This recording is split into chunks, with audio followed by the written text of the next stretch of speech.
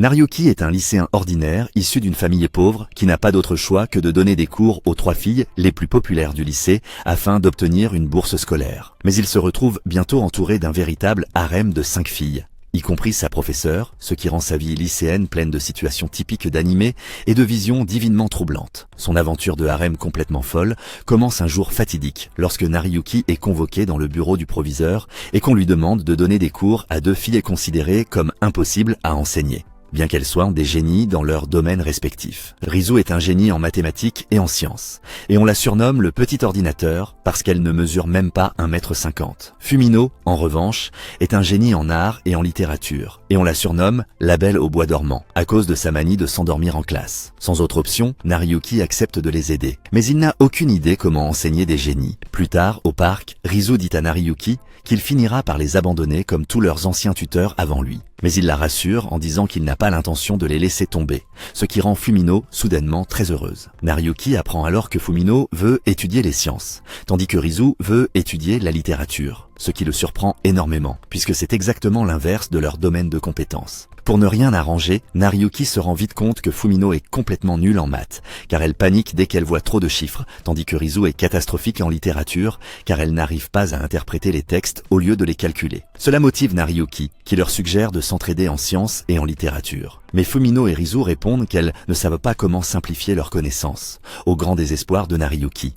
Trouvant qu'elles gaspillaient leur génie, il leur conseille d'abandonner et de viser des universités adaptées à leur talent naturel. Mais en entendant cela, Rizu se lève brusquement et lui crie qu'elle en a assez qu'on lui dise de choisir une voie qui ne la rendra pas heureuse, et l'accuse de les abandonner comme les autres tuteurs. Furieuse, elle s'en va, suivie de Fumino. Le lendemain au lycée, Nariyuki s'excuse auprès des filles et leur remet des supports de cours qu'il a passé toute la nuit à préparer. À leur grande surprise, il déclare avec passion qu'il ne les abandonnera jamais, quoi qu'il arrive, et promet de les rendre toutes les deux heureuses. Fumino en reste bouche bée, tandis que Rizu est juste dégoûté, croyant toutes deux que Nariyuki vient de leur faire une double déclaration d'amour. Après avoir dissipé le malentendu, les filles le remercient pour son soutien, et tous 3 se rendent à la bibliothèque pour étudier ensemble. Mais quand Nariyuki se retrouve coincé entre les 2 filles les plus populaires du lycée, il réalise que donner des cours à de superbes filles d'anime risque d'être plus difficile qu'il ne le pensait. Et ce n'est probablement pas la seule chose qui se durcit à ce moment-là. Alors qu'il raccompagne Fumino chez elle, Nariyuki apprend qu'elle veut étudier les sciences pour devenir astronome,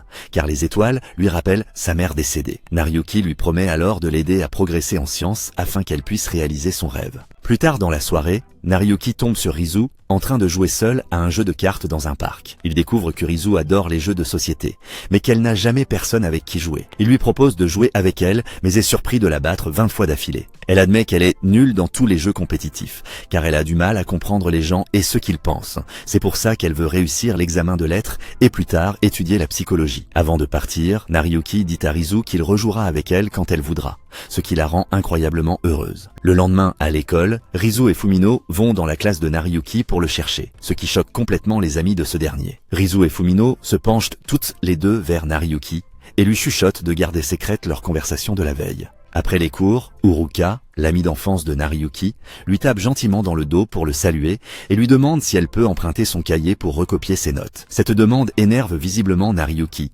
qui refuse malgré ses supplications car elle copie sur lui depuis le collège. Étonnamment, Uruka est une athlète de génie et une nageuse exceptionnelle surnommée la princesse des sirènes. Malheureusement, elle échoue dans la plupart de ses matières, ce qui met en danger sa bourse sportive. Pour s'assurer qu'elle la garde, le proviseur demande à Nariyuki de lui donner des cours particuliers, ce qui l'agace énormément. À la piscine de l'école, Nariyuki annonce à Uruka qu'il va désormais lui donner des cours, mais elle refuse d'être tutorée par lui et s'enfuit en riant, tandis que Nariyuki la poursuit. Fumino et Rizu arrivent en quelques instants plus tard, juste à temps pour voir Nariyuki plaquer Uruka au sol en criant que ça ne sert à rien de se débattre. Fumino assomme soudain Nariyuki sur la tête avec un extincteur, suivi par Rizu qui exprime son dégoût envers lui. Après avoir dissipé le malentendu, Fumino et Rizu se présentent à Uruka et lui expliquent que Nariyuki est leur tuteur. Bien qu'Uruka ne veuille pas au départ recevoir de cours de sa part, elle change mystérieusement d'avis après avoir entendu cela. Sans que Nariyuki ne le sache,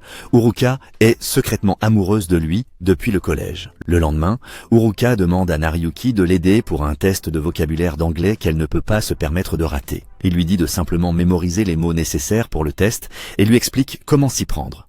Mais Uruka est déjà épuisé rien qu'en l'écoutant. Fumino essaie aussi de l'aider mais perd rapidement patience. Cependant, grâce aux efforts de Nariyuki, Uruka parvient finalement à obtenir la note parfaite à son test. Après cela, Uruka remercie Nariyuki en lui offrant une trousse avant de se rendre compte plus tard qu'elle lui a accidentellement donné son maillot de bain non lavé à la place, tandis qu'elle a gardé la trousse. Quelque temps plus tard, le directeur demande à Nariyuki d'aider Fumino et Rizu à obtenir des notes moyennes ou supérieures à leurs examens de mi-semestre.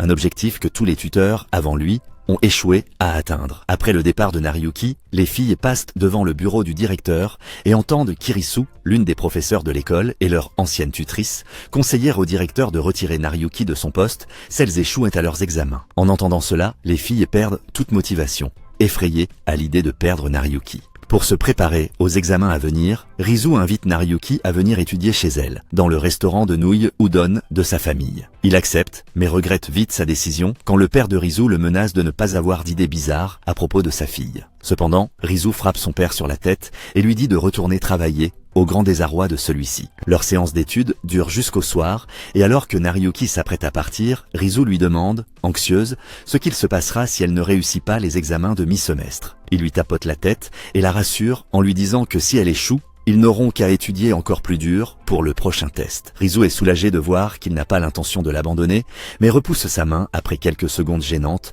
lui disant de ne pas la traiter comme une enfant. Le jour des examens de mi-semestre, Rizu repense à tous les tuteurs qui lui ont dit d'abandonner et de se concentrer sur les mathématiques et les sciences à la place.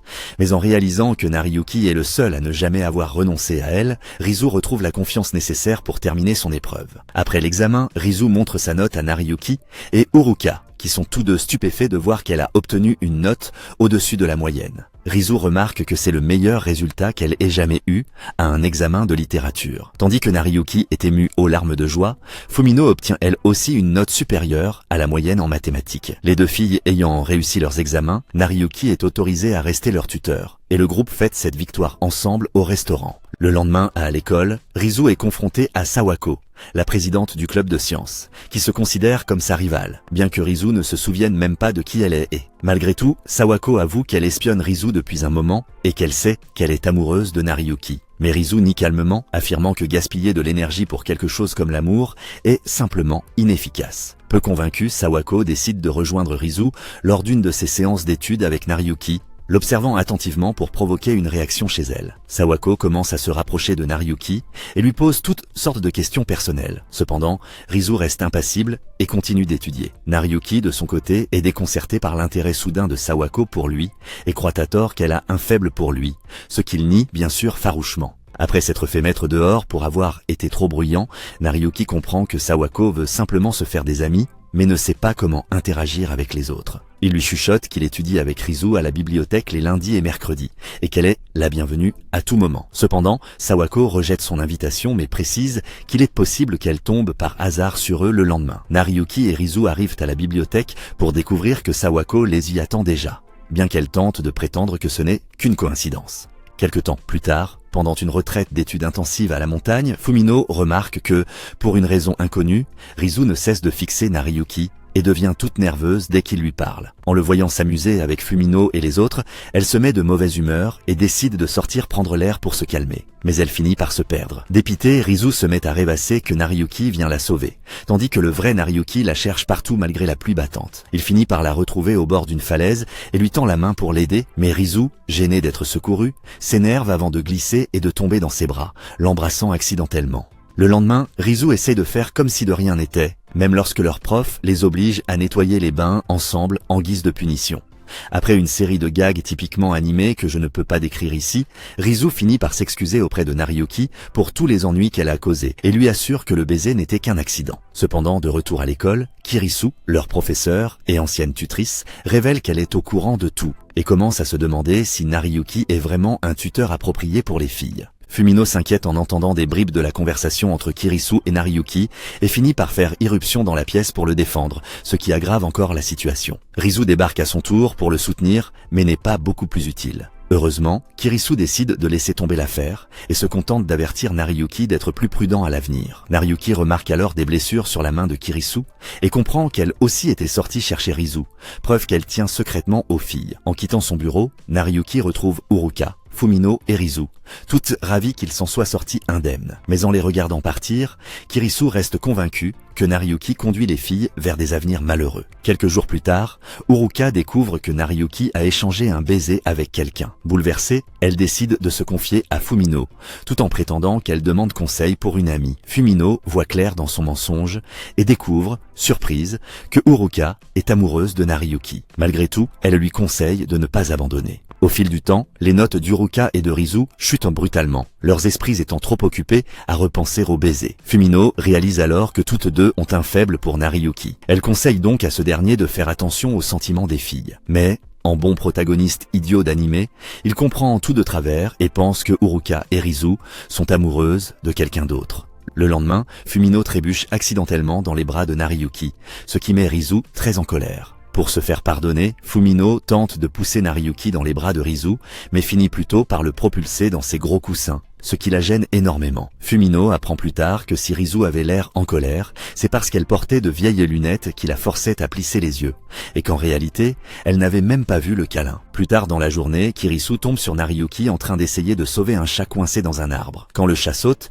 Kirisu le rattrape et se tord la cheville au passage. Nariyuki l'aide à rentrer chez elle et découvre qu'en dépit de son professionnalisme à l'école, Kirisu est une vraie catastrophe domestique. Il insiste pour ranger son appartement et, en nettoyant, découvre les trophées de patinage artistique de Kirisu. Elle lui explique qu'elle était autrefois une prodige du patinage, mais qu'elle a dû tout arrêter, faute d'avenir stable. C'est pour cette raison qu'elle veut que les filles fassent bon usage de leur talent, puisqu'elle n'a pas pu le faire. En réponse, Nariyuki lui dit qu'il préfère que les filles regrettent d'avoir échoué plutôt que de n'avoir jamais essayé. Après son départ, Kirisu révèle qu'elle était en réalité extrêmement troublée d'avoir un homme chez elle pour la première fois, même si elle faisait semblant d'être calme. Avec le temps, une rumeur commence à circuler selon laquelle Nariyuki sortirait avec Fumino, à force de passer tout son temps avec elle. Cela attire l'attention du fan club de Fumino, bien décidé à vérifier si Nariyuki est digne de leur reine. Mais ils finissent vite déçus par le manque de romance entre eux, et le club décide d'abandonner la rumeur, à la grande joie de Fumino. Après les cours, Nariyuki s'excuse auprès d'elle pour cette histoire de rumeur,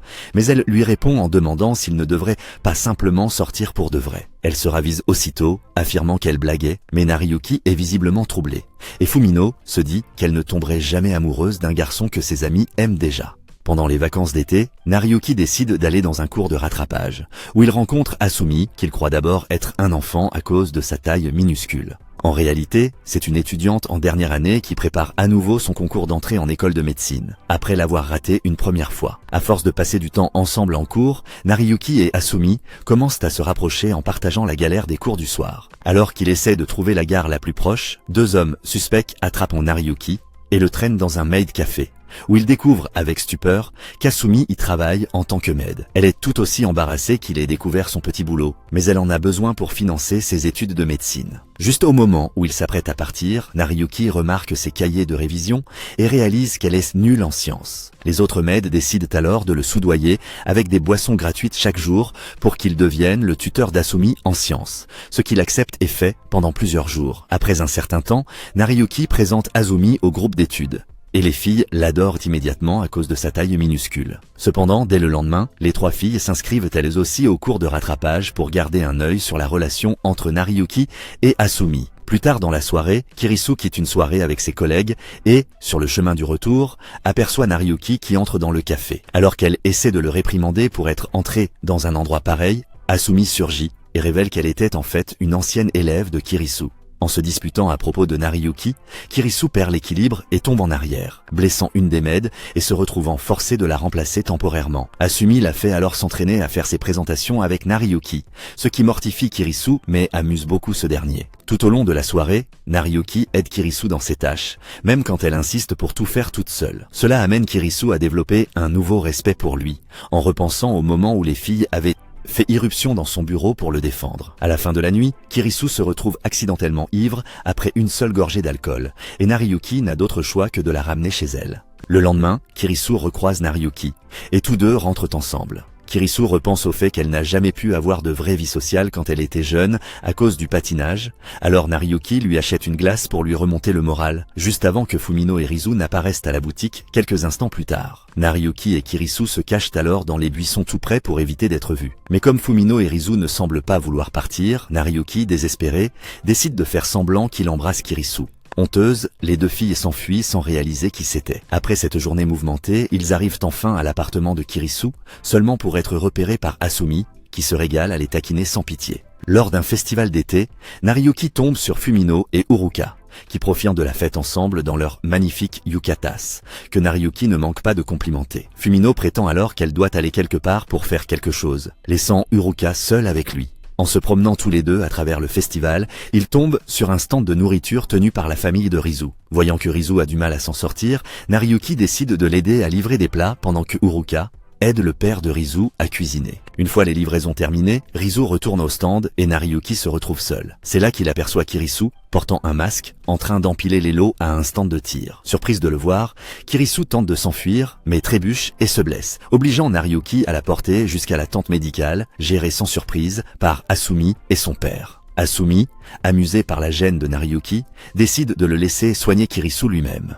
Plus tard, Fumino et Nariyuki manquent accidentellement le dernier train pour rentrer chez eux. Sans endroit où aller, ils se dirigent vers une auberge voisine. Mais lorsqu'ils apprennent qu'il ne reste qu'une seule chambre avec un seul lit, ils convainquent la propriétaire qu'ils sont frères et sœurs. Mais soyons honnêtes, ça n'a jamais arrêté les héros d'anime. Dans la chambre, la gêne s'installe aussitôt, chacun essayant de se distraire de pensées un peu trop coquines en bavardant. Évidemment, ça ne marche pas, alors ils décident de sortir observer les étoiles à la place.